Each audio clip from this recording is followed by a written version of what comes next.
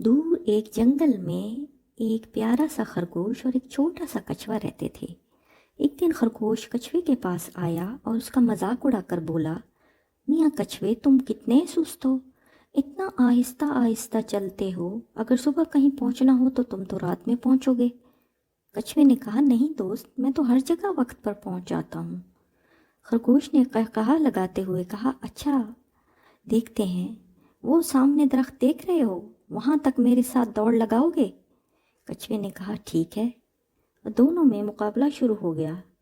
خرگوش نے 2-3 چھلانگیں لگائیں اور بہت آگے نکل گیا۔ کچھوا آہستہ آہستہ چلتا رہا۔ خرگوش نے پیچھے مڑ کر دیکھا تو کچھوا بہت پیچھے تھا۔ خرگوش نے کہا، مجھے تھوڑی دیر آرام کرنا چاہیے، اور پھر تھوڑی ہی دیر میں خرگوش نیند کی وادی میں چلا گیا۔ کچھوا آہستہ آہستہ چلتے چلتے خرگوش کے نزدیک پہنچا اور پھر آگے نکل گیا۔ جب خرگوش کی آنکھ کھلی تو کچھوا کہیں نظر نہیں آیا۔ خرگوش نے ہنس کر کہا، میاں کچھوے ابھی تک پیچھے ہی ہوں گے، اور تیزی سے دوڑتا ہوا جب آگے پہنچا تو دیکھ کر حیران رہ گیا، کچھوا تو مقررہ جگہ پہنچ چکا ہے۔ خرگوش بہت شرمندہ ہوا اور کچھوے سے معافی مانگی۔